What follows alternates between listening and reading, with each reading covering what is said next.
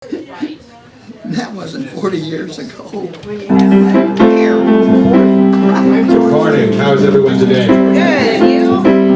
Please join me in singing our opening song. The words are over there on the screen. Hopefully you've heard it a time or two. Here we go. I'm choosing heaven today. I'm choosing heaven today. And I'm walking the road of heaven right now. Singing I'm choosing heaven today. I'm choosing love today. I'm choosing love today. I'm walking the road of love right now. Singing I'm choosing love today. I'm choosing peace today. I'm choosing peace today. I am walking the road of peace right now. Singing I'm choosing peace today. Joy. I'm choosing joy today. I'm choosing joy today. I am walking the road of joy right now. Singing I'm choosing joy today. I'm choosing heaven today. I'm choosing heaven today. I am walking the road of heaven right now. Singing I'm choosing heaven today. I am walking the road of heaven right now. Singing I'm choosing heaven today. I'm choosing heaven today. One last time. I'm choosing heaven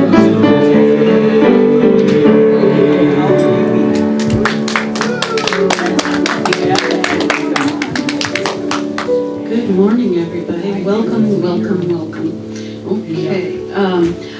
Our guest speaker today is George Lindamood. We'll be hearing from him shortly. Our guest musician today is David Duvall. We want to say welcome to everybody. We're glad you're here. Is there anybody here for the very first time?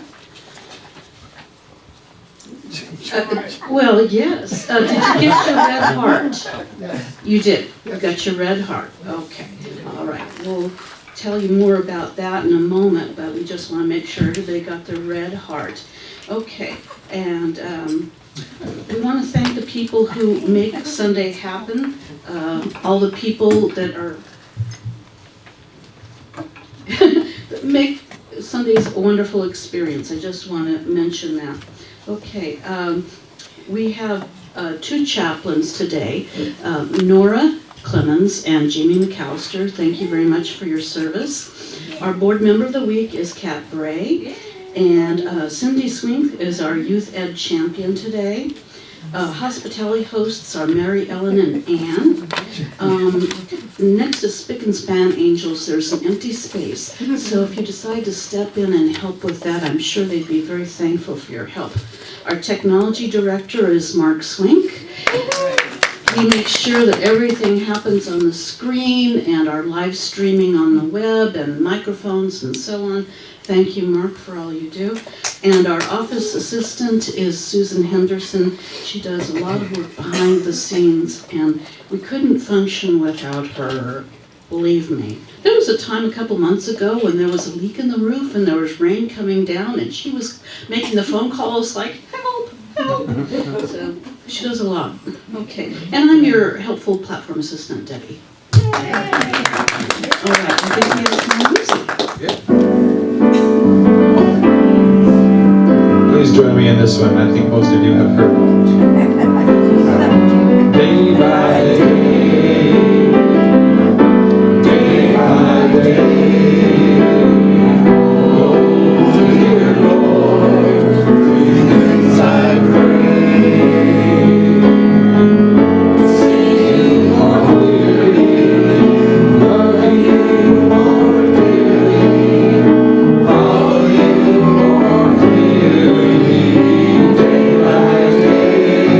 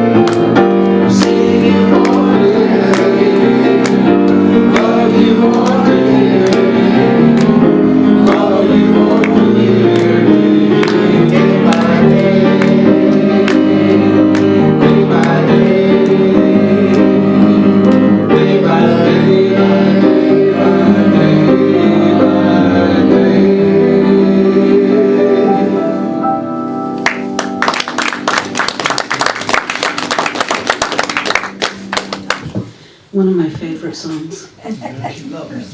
Okay, so what the Red Heart Welcome is all about is we welcome you in the spirit of love. We want you to know that no matter where you are on your journey of faith, you're always welcome here.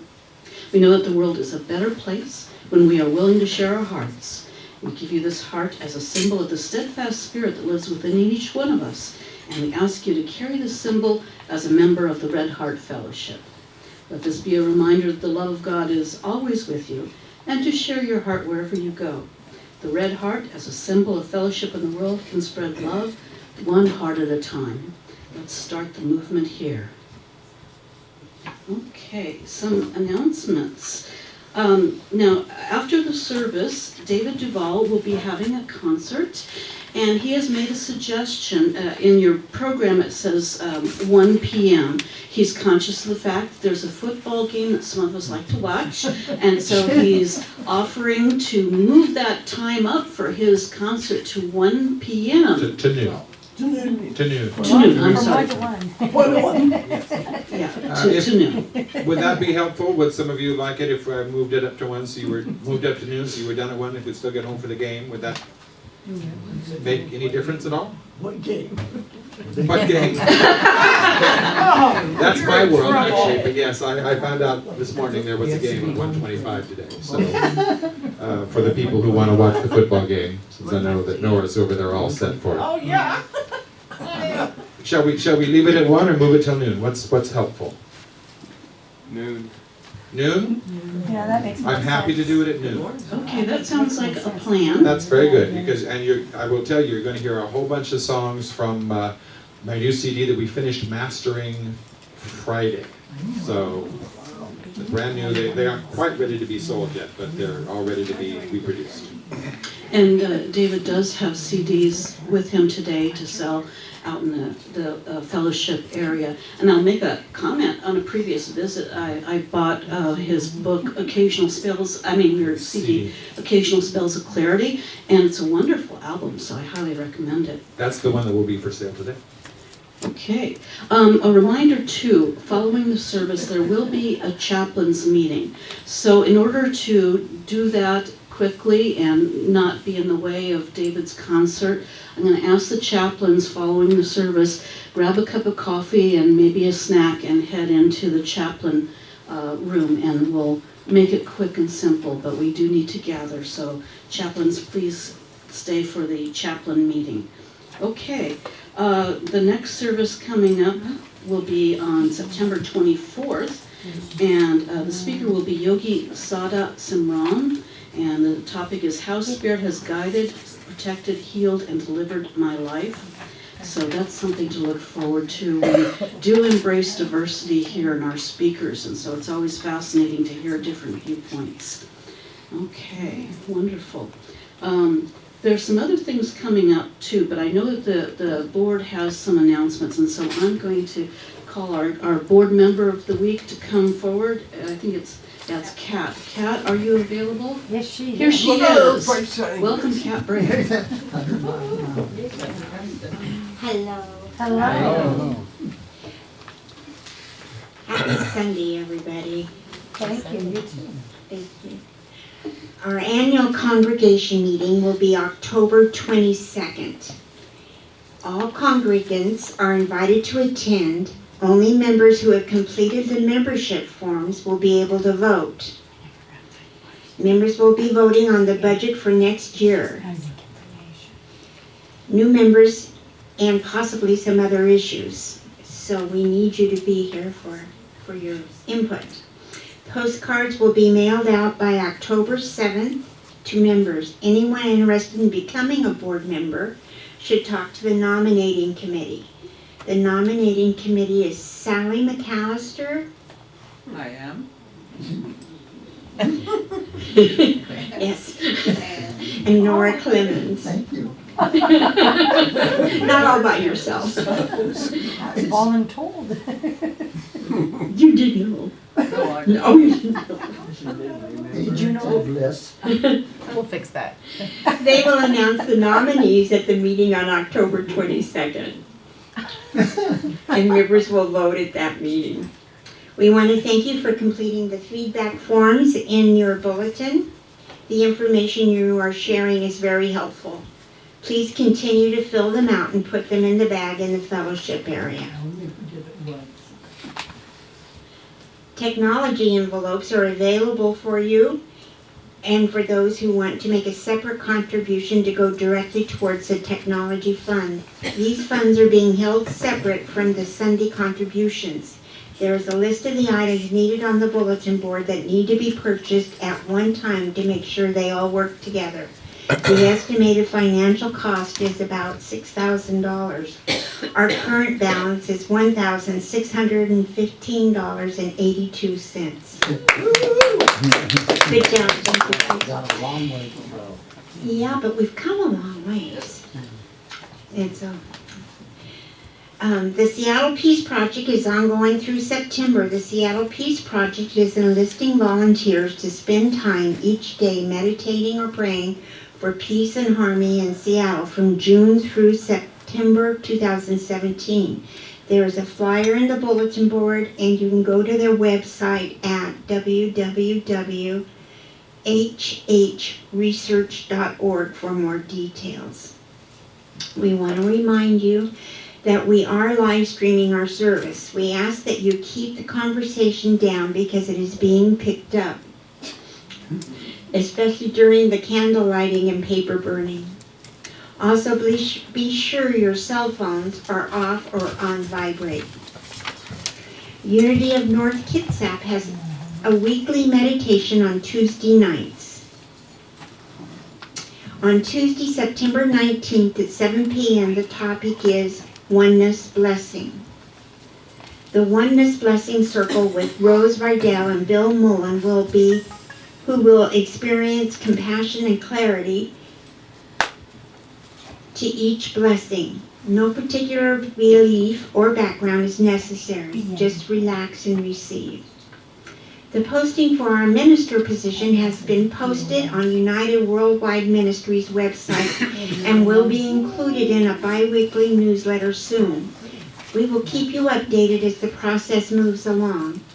Our next board meeting is October 8th. The board will continue to update you weekly. If you have any questions or concerns, please see a board member. And thank you.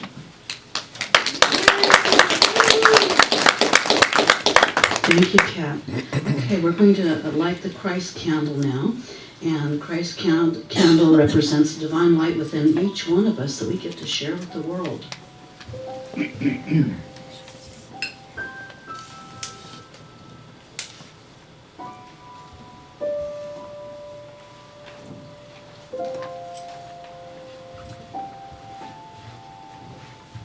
We are a welcoming community supporting our mutual quest for spiritual truth. Okay. My announcement here says we're going to read our mission statement next. Do you have the mission statement? You just read it. Ah, okay. Mission statement is, we are a welcoming community supporting our mutual quest for spiritual truth. Okay, thank you. All right. And this is our invocation. Can we say it together? There is one presence and one power active in the universe and in my life, God the good, omnipotence. Okay, thank you. We're going to have a meet and greet time, but we're going to keep it very brief, conscious of the fact we're going to have fellowship following the service. So handshakes and hugs, and if you hug, hug gently. Hug gently. No, I can't make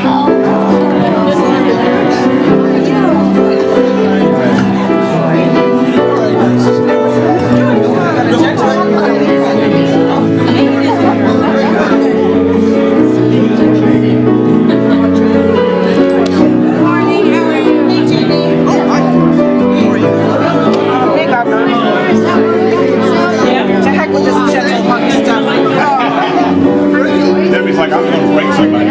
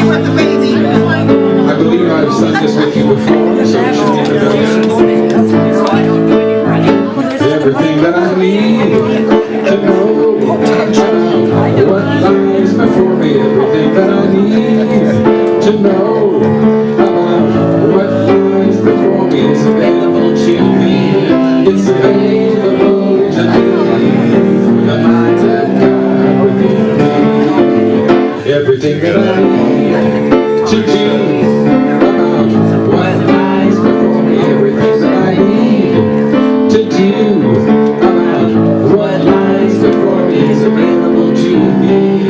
It's available to me through the mind of God within me. Everything that I need to release about what lies before me, everything that I need to release about what lies before me is available to me.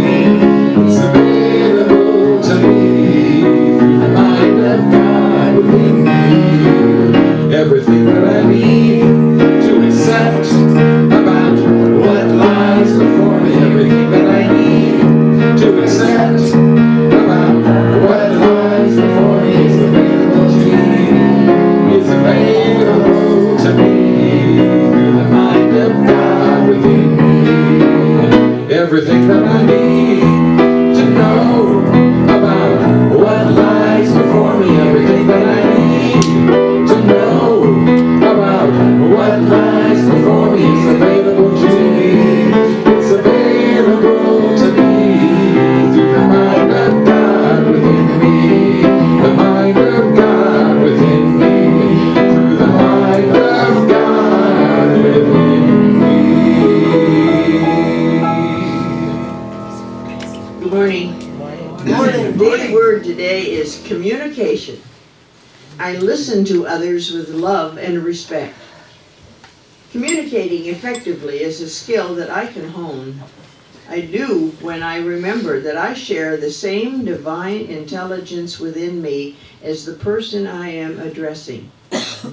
Asking myself, what does this soul need, leads me to what to say and how to say it. In this way, I am touching infinite wisdom, and my every word is divinely guided.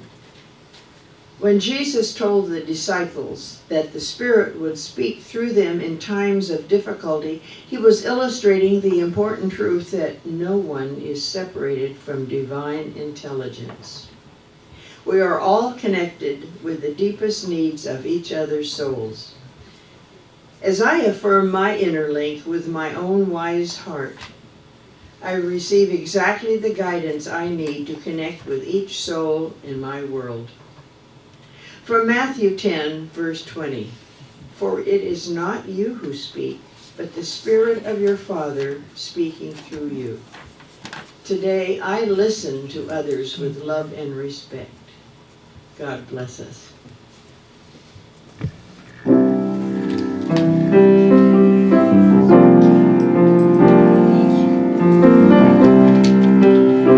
Please join me. I am one with Spirit. I am one. I am one with Spirit divine. I am one with Spirit. I am one. I am one with all space and time.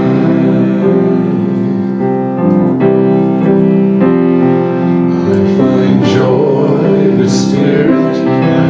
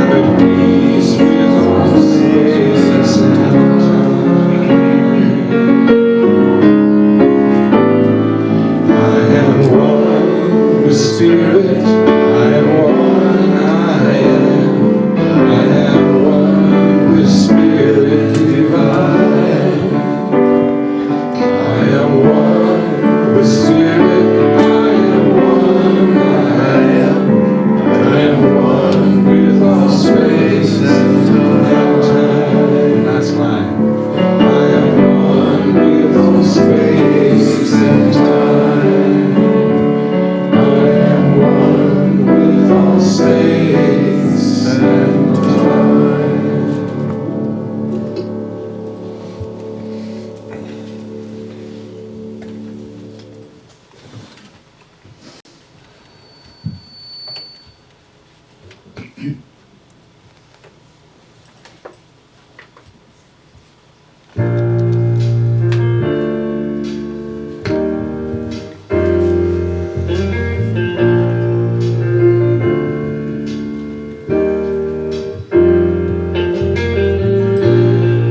a quiet walk or on a crowded street, in the faces of the people that I meet, every moment, every day, in everything I do, I know that you are one with all. Yes, I believe it's true that you are there, always there. Lord, I know you are always there. No matter what I feel, no matter where I go, you are there, always there.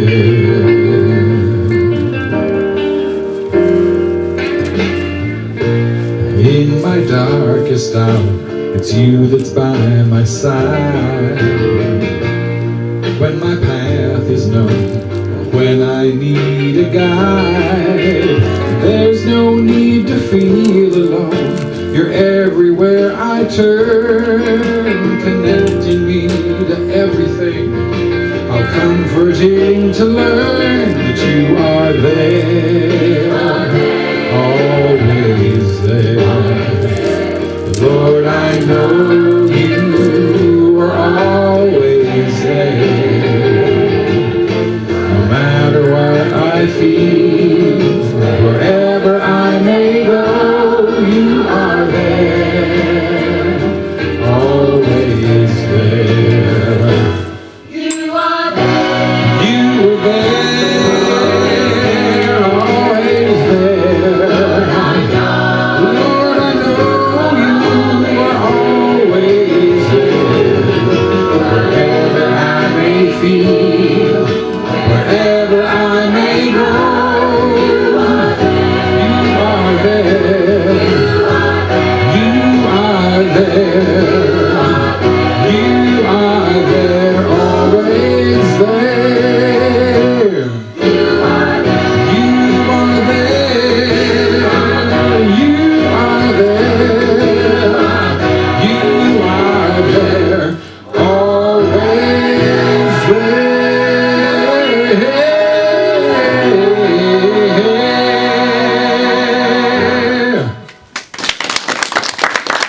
Thank you.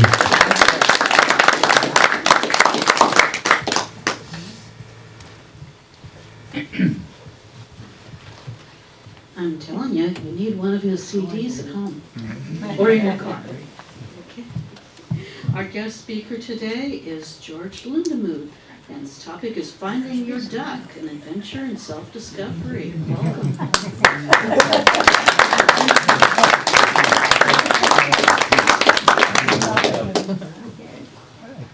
Thank you. Good morning. Good morning. Thank you for inviting me to speak to you today. I hope and pray that what I have to say will be of benefit to you. I'm sure you didn't come expecting to find a duck here today, but there may be a duck around that you will discover in the process. Or maybe you've already found it. Possibly. Have you ever been divorced? Sure. Yep. Downsized? Yep. Disabled? Distraught? Depressed? Things you can't control? All of the above. All of the above. That's exactly right. I've been all of the above at least once before I reached the age of 42. Needless to say, I'm well beyond 42 now. What did I do about it? That's what I want to tell you. That's my story.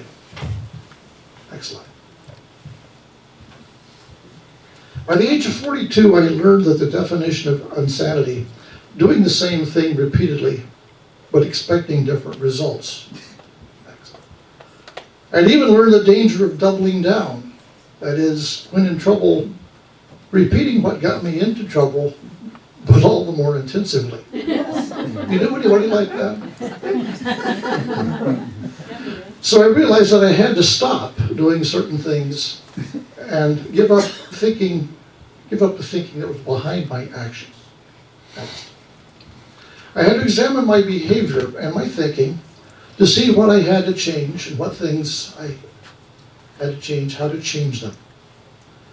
A very wise person once observed about human behavior that no change occurs until the pain of changing is less than the pain of staying where you are. And actually, it's perceived pain. So no change occurs until the perceived pain of changing is less than the perceived pain of staying where you are. But it's perceived, it's all in your head. It's all, if you change your thinking, the perceptions will change and the changes will occur. So it's all about change your thinking, change your life, which of course is one of the major dictums of New Thought, which is the organization into which I was ordained. It is a process.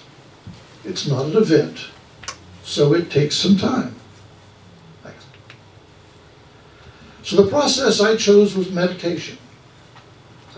And like most people, I managed the pain by moving into it gradually, little by little, step by step, with the aid of a succession of teachers.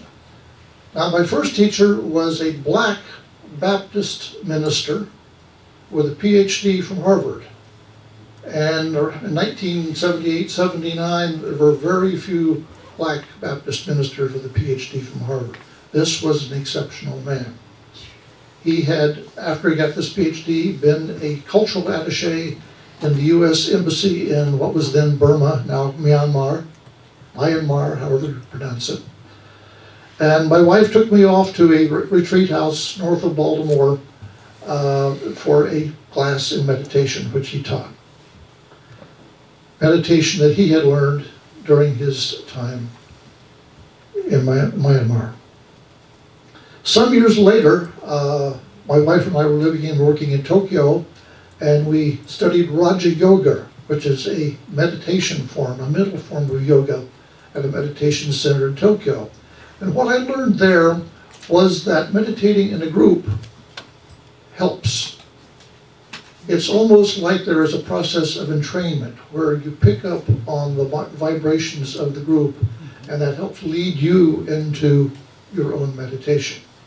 If you're trying to do it alone and you start doing it all alone, it's pretty tough. So if you're still in the beginning stages, I suggest to find some friends, preferably some experienced meditators who can set up the right vibes, and then you can just sort of follow along and it'll work, it'll go. And then some years after that, about 2006 or so, my wife and I both went to a Vipassana meditation center. Vipassana, also called insight meditation. You may have seen the word from Jack Kornfield or Joseph Goldstein or Sharon Salzberg, who established centers in California and in Massachusetts way back in the 1970s. They brought it again from the same teacher that actually the black Baptist minister got it from. In I'll call it Burma, because that's easier for me to say. Anyhow, they established centers, and then S.N. Goenka, who died just a couple of years ago, an Indian citizen who also lived in Burma, began setting up Vipassana centers all over the world, to the point that they now exist in a couple hundred countries. There is one here in Washington State, down around Chehalis. I think the official name of the town is Ethel, Washington. I went to that one. My wife went to the one in California. In any case, it is a rough way to learn. The meditation is a 10-day sit in which you begin at 4:30 in the morning and you end at about 9 or 9:30 at night. And most of the time in between is in meditating, with a few breaks, with 2 meals only, breakfast and lunch. Beginners, they allow to have some tea late afternoon. And you don't speak. Noble silence is observed. You don't talk to anybody. You don't even exchange meaningful glances.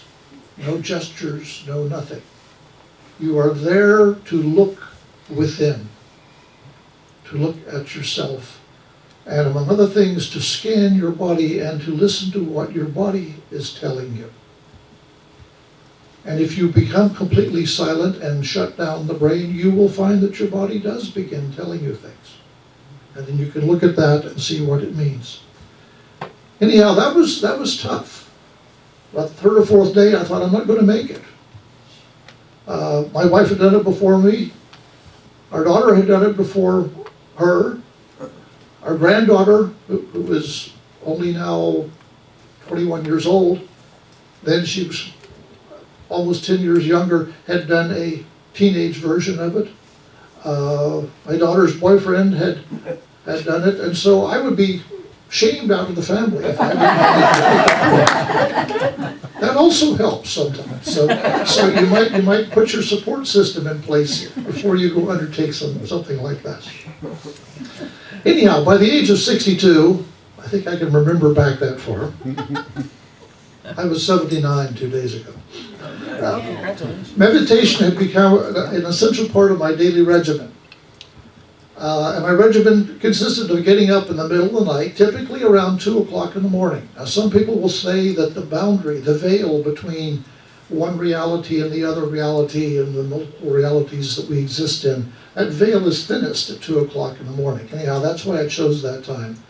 And so I get up around 2 o'clock in the morning. It isn't always the same time, but about then I meditate for at least 20 minutes, sometimes an hour, sometimes more. And again, I don't try to set it by the clock. I try to go with where the Spirit takes me and what I have to do then.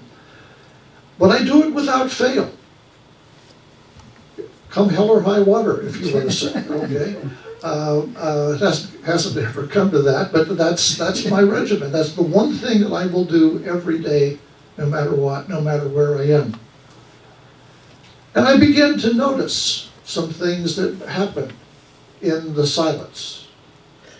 I begin to notice that occasionally there would be sounds coming from within the house where I was sitting.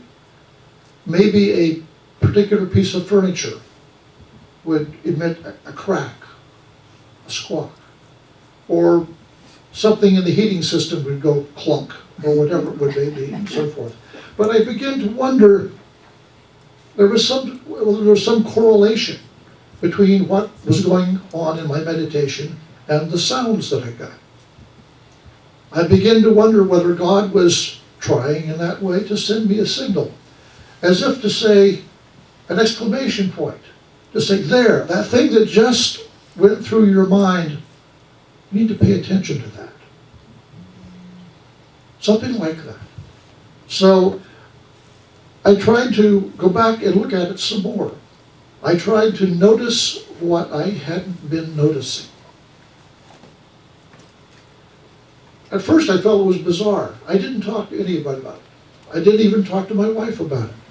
I didn't talk to my spiritual counselor about it. I was a little ashamed. I thought maybe I was going slightly around the bend. But if so, I kept on going, and here I am. Anyhow, I decided, when I began writing a novel at the age of 72, I decided to put it into my story. And so I depicted the interaction between the main character, Walter, and a pet duck. And Walter was also learning to meditate. And in my story, the way I wrote it in was that the duck would occasionally emit a quack, that Walter began to correlate between his thoughts in meditation and the sound of the quack.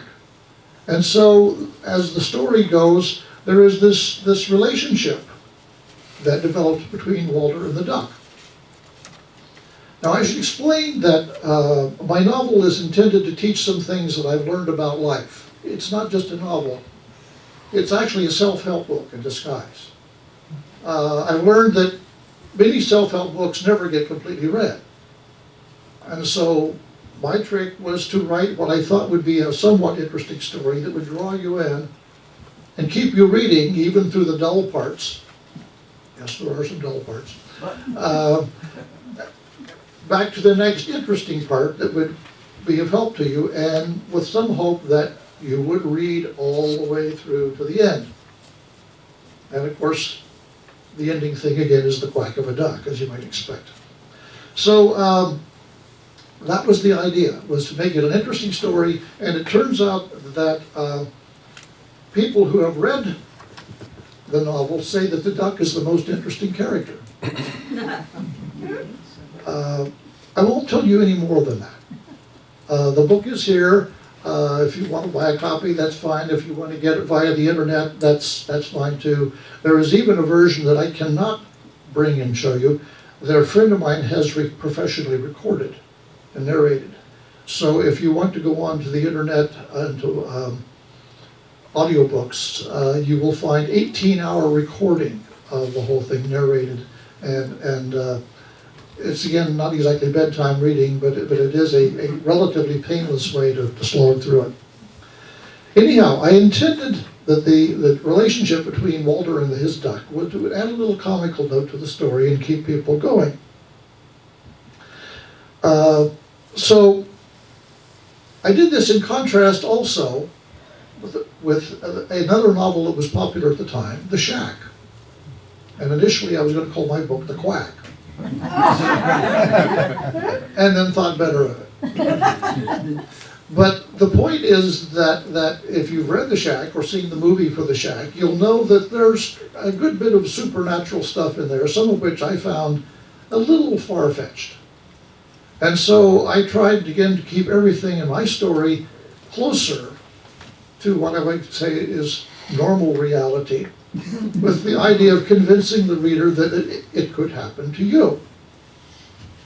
Which means, among other things, you could find a duck too. And that's, again, part of the idea. Next. Then in 2011, I saw a film, A Dangerous Method. Have any of you seen that? It was a story about the interrelationship between Sigmund Freud and Carl Jung, two of the founders of modern-day psychotherapy. And in a particular scene in that movie, the two are sitting in Freud's study talking about something, when suddenly there is a loud crack emitted from a bookcase in the room. And Freud jumps on it right away and says, "There. That's a significant signal from some other part of reality, some other part of the universe. It has some meaning to us if we pay attention to it. It's a coincidence."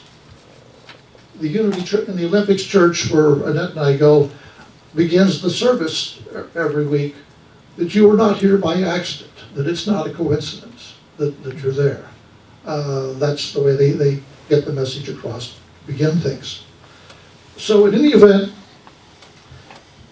there ensues an argument between Jung and Freud over the crack in the meaning, and within a minute or so, Jung says there's going to be another one, and sure enough, there was another one, as a way of trying to again authenticate the message that there is something else going on besides the left side of the brain, and that if you make some effort, it will communicate with you, and maybe you can even get some meaning from it. So I realized I had stumbled onto something, a sort of unknown world between the worlds of left brain and right brain, if you will. And my duck, it was the go-between. And so the whole idea is that from this point on, my writing came very easy, and I was able to finish the novel, and as I say, the duck was the most popular part of the whole thing. Next one. That's the end of my story. But now the question is, what does it mean? Next. Having noticed something new and received confirmation, I began reading in some other books and came across two books by Elaine Pagels. Some of you may know of her. She's a rather famous female theologian at the Princeton Theological Seminary. And she's most famous for her writings about the Gnostic Gospels. The Gospels that in part were rediscovered at the Nag Hammadi Library that was excavated in 1945. And so she's become a scholar of all of that and has written several books about it.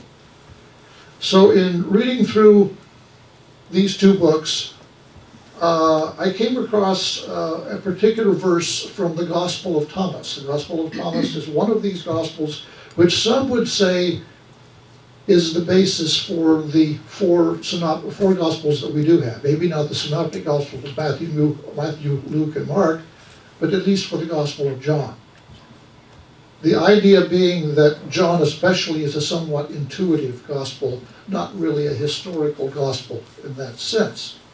And the whole Gnostic approach to religion, again, is very much intuitive. So, in my thinking about all of this, I came across in particular verse 70 of the Gospel of Thomas, which is, like, if you bring forth what is within you, what you bring forth will save you.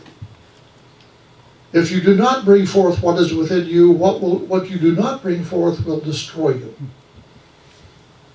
I'll say it again. If you bring forth what is within you, what is within you will save you. If you do not bring it forth, what is in there will destroy you. In a sense, that's your duck. Whatever is within you that God put there is what you have to go find, make contact with, and find some way of bringing it forth. That's what it's all about. And so the duck really is a symbol of that. I don't care whether it's a duck, whether it's the unity dove, whether it's a guardian angel, and it doesn't have to come through a noise in your house or the furniture or something. It can come any number of ways. The main point is look for it and notice what you don't notice. When you begin to look, things will appear into your life, and if you pay attention and to begin to make the correlations, what seemed to be a coincidence becomes a pattern, and the pattern becomes part of your life, and then you can bring it forth. So in writing my novel, I was attempting to bring forth something, actually a lot of things, especially the duck. And so in writing my novel, I moved into Gnosticism, and I became what Pagels calls a disciple of my own mind. So she writes, the disciple who comes to know himself can discover then what even Jesus cannot teach, that his own mind is the father of truth. He learns what he needs to know by himself in meditative silence. Thus he considers himself equal to everyone, maintaining his own independence of anyone's authority. And he is a patient with everyone. He makes himself equal to everyone, and he also separates himself from them. That may grate a little bit on some things you've taught, of the idea of being your own authority. This is the key point, at least in Gnostic teachings, is that ultimately what somebody else is teaching as the prescription for everyone doesn't work for everyone. You have to find your own savior, your own way, again, your own duck. Next. And again, Pagels emphasizes this point by quoting Sylvanus, who was an early teacher, when was it? I didn't write it down. Early days of the church, probably about the 2nd century, I think. Whoever follows the direction of his own mind need not accept anyone else's advice. Have a great number of friends, but not counselors. If you acquire a friend, do not entrust yourself to him. Entrust yourself to God alone as Father and friend. This echoes also the admonition that you will find in the Bible. Next slide. In Philippians it says, so now work out your own salvation with anxious care, not only when I am with you, but all the more now that I am absent. Remember, it is God who in his kindness is at work within you, enabling you both to will and to work. Which is the same as the last words of the Buddha. Work out your own salvation with diligence. And it's a matter of then going within, finding your duck, finding what you really need to know. God will help you find it there. And you're not going to get it from somebody else, lock, stock, and barrel. You have to do some work yourself to get it there. So that's what it's all about. So Pagels pursues all of this into psychotherapy, especially Jungian psychotherapy, and explores the role of myth and symbols in achieving self-understanding. And again, it's pretty deep stuff. I don't have time to do any psychotherapy this morning. I don't think I could do it if I had to. But I will summarize what I have to say in 3 points. The duck in my story became my symbol for gnosis. Gnosis, G-N-O-S-I-S, a Greek word meaning knowledge, but knowledge in the sense of inner knowing. Right brain knowledge, not left brain knowledge. Self-knowledge and understanding. Every religion, in one way or another, teaches us to know thyself. That's the first step. So thanks to Pagels, my understanding has come to be that whoever achieves gnosis becomes no longer a Christian, but a Christ. And then unity would even add not a Christ, but the Christ. And that's what it's all about. So my message to you is find your duck. If you would like to take a couple minutes for meditation, let's do that. Pick a comfortable position. I don't believe in the full lotus position unless you are an adept at yoga, in which case full lotus will be comfortable. The idea is not to inflict pain on yourself during the meditation. So put yourself in a position that you can hold comfortably for about 5 minutes.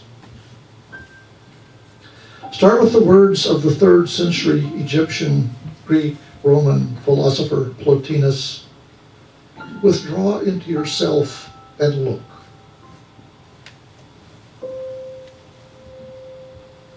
Look within, go completely quiet, empty your mind as much as you can.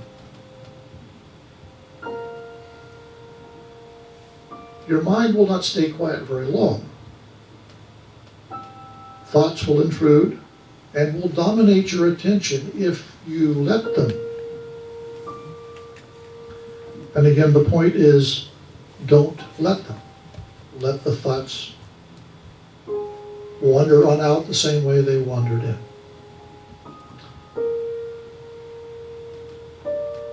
And then try to notice instead what otherwise you would not notice. Sounds, smells, tastes,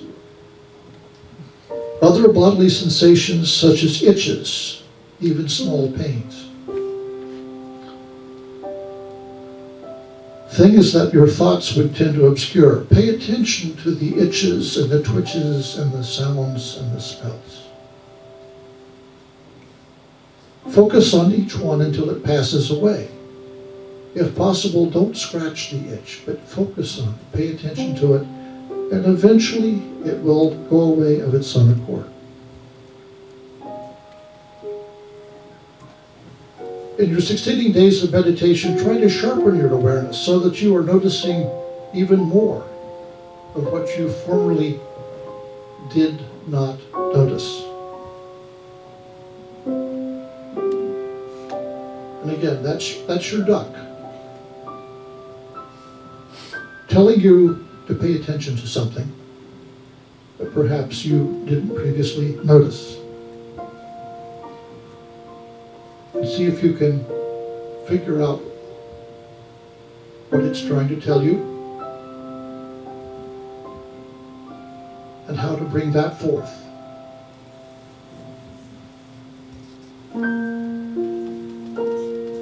And finally, remember the words of of Johann Wolfgang von Goethe. As soon as you learn to trust yourself, you will know how to live.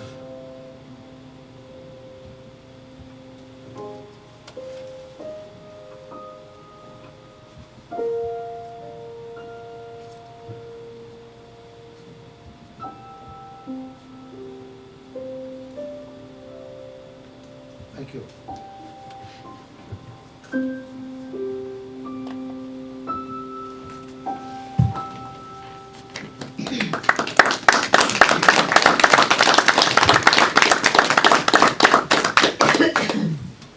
I always feel obligated to make sure everybody knows I did not write this song coming up whenever I perform it, though I wish I had. It was written by a very nice Jewish girl from Brooklyn, who you might know for writing Midnight Blue. Her name is Melissa Manchester.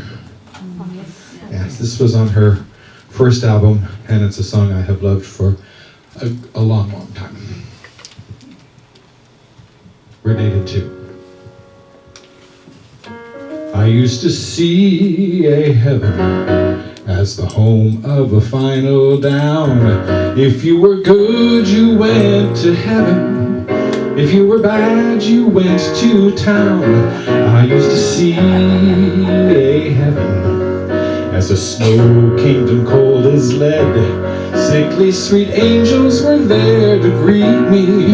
They put a bad number on my head. Now I say, oh, heaven, how you've changed to me. Whoa, whoa, whoa, whoa, whoa.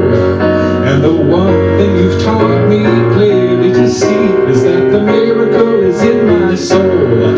I was a full-time sinner and delighted to be known as one. What was the use in living goodness when being bad was much more fun? I had a soul on fire.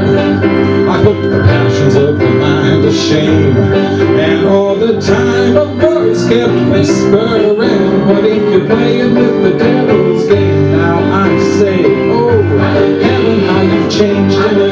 Whoa, whoa, whoa, whoa. And the one thing you've taught me clearly to see is that the miracle is in my soul. It's a miracle, oh yeah, it's a miracle. Oh, it's a miracle. The miracle is in my soul. And now I see. Now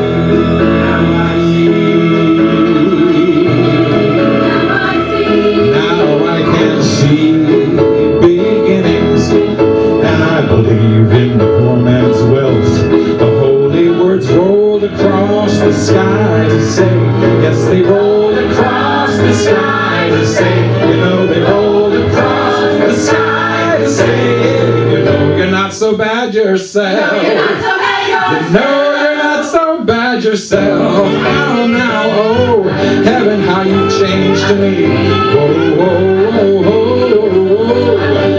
And the one thing you've taught me clearly to see is that the miracle is in my soul. Do you hear me? Ow! Heaven, how you changed to me. Whoa, whoa, whoa, whoa, whoa. And the one thing you've taught me clearly to see is that the miracle is in my soul. Oh yes, the miracle is in my soul. Oh, the miracle is in my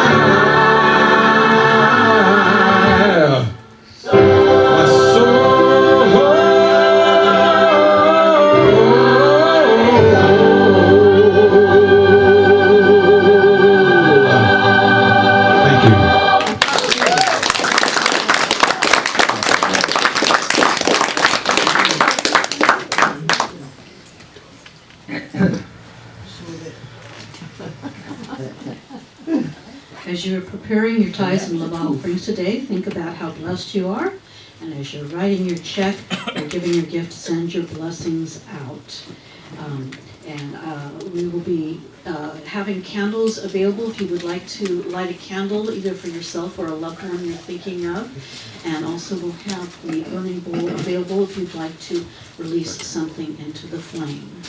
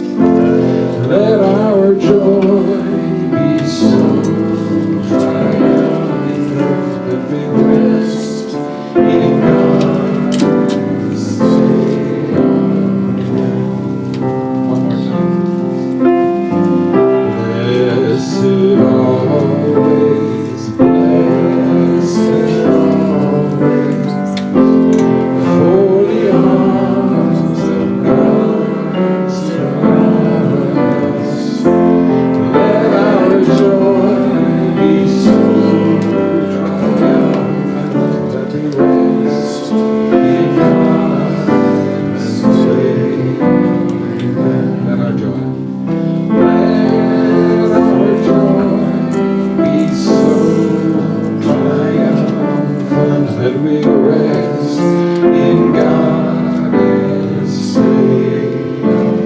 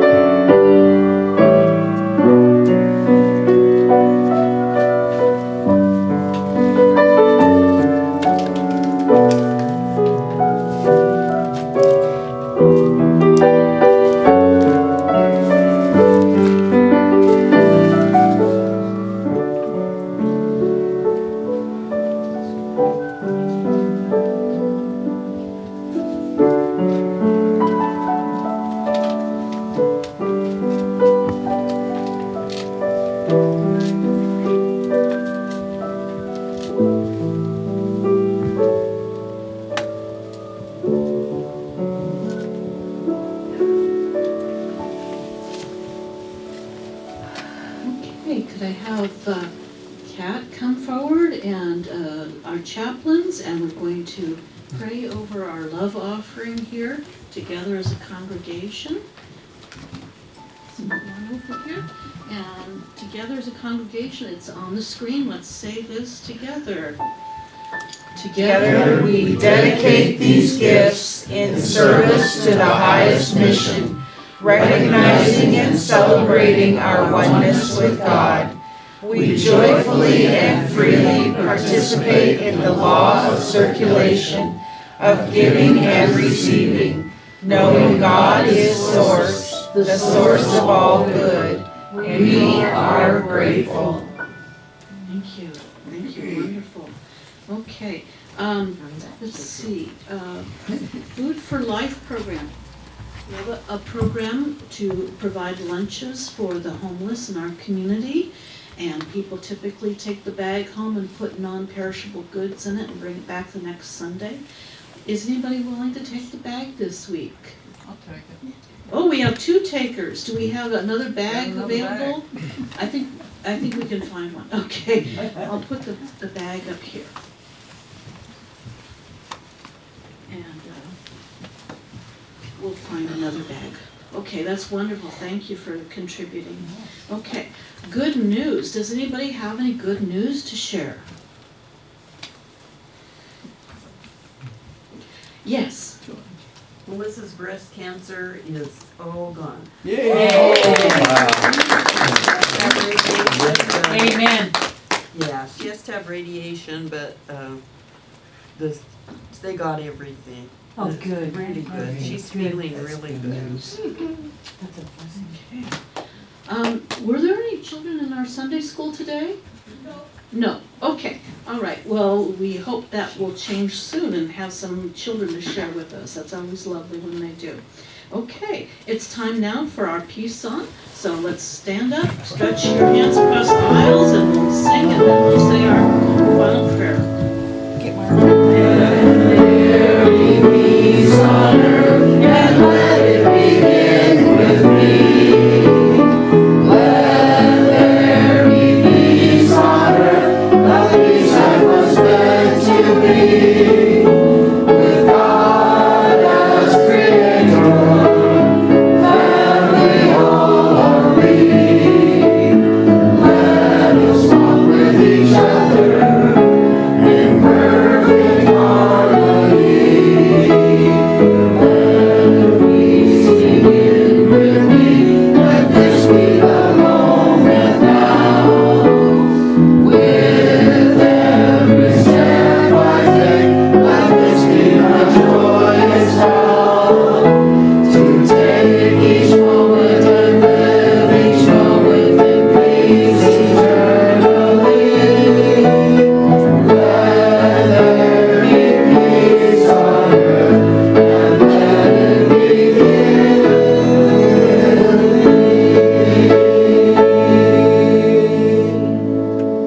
The light of God surrounds us, the love of God enfolds us, the power of God protects us, and the presence of God watches over us. Wherever we are, God is